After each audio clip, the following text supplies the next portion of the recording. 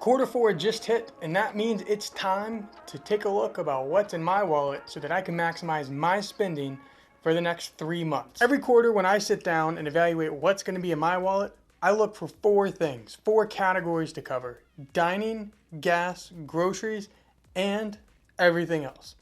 So in today's video and in my wallet, we're going to see what covers that the best.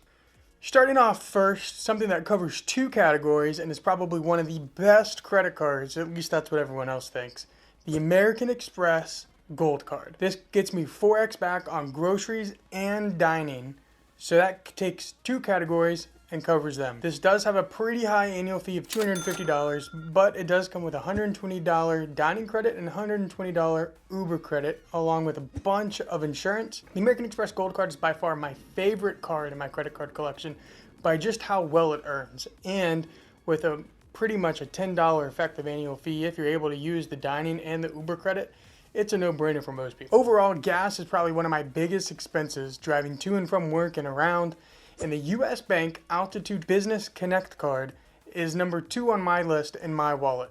It is so versatile, offering 4x back on gas purchases, and if you have to, you get 2x back on restaurants and a couple other things. The US Bank Altitude Business Card also offers 4 visits to Priority Pass every single year if you don't have a card that already covers that, making this an okay travel card if you're planning on using it like that. Coming in with only a $95 annual fee, which has been waived in the first year, and a pretty decent sign-up bonus as well, it's a no-brainer to add to my collection and my wallet this year. This is a pretty easy card to justify for year 1, and definitely a good gas earner. For my everything else category, I'm using the American Airlines AAdvantage Aviator Business World Elite MasterCard. This card gives you 2x American Airline miles on car rentals, telecom, American Airlines, and office supplies, as well as 1x back on everything else. Now you may look at this and be like, whoa, why would you use this as your everything else card when you have the Freedom Unlimited and the Double Cash and the Wells Fargo Active Cash for your disposal? For me, there's 2 reasons. 1, I value American Airline miles pretty high, and 2, I just want some more American Airline miles. I might be planning a trip here soon, and having those American Airline miles at my disposal will be really helpful. Also, it just looks cool too. Finally, the last card that's in my wallet for Q4 2023 is the Chase Inc. Business Preferred Card.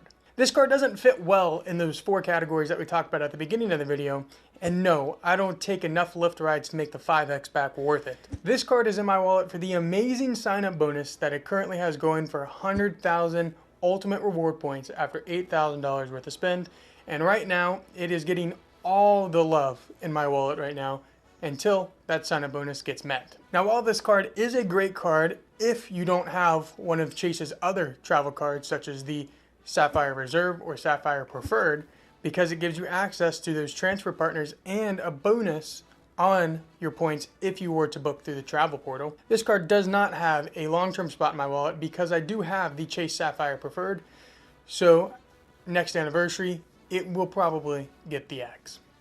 These 4 cards are going to serve me well through the quarter, and once I meet that sign-up bonus on the Inc., these 3 other cards will be able to shine to their fullest potential.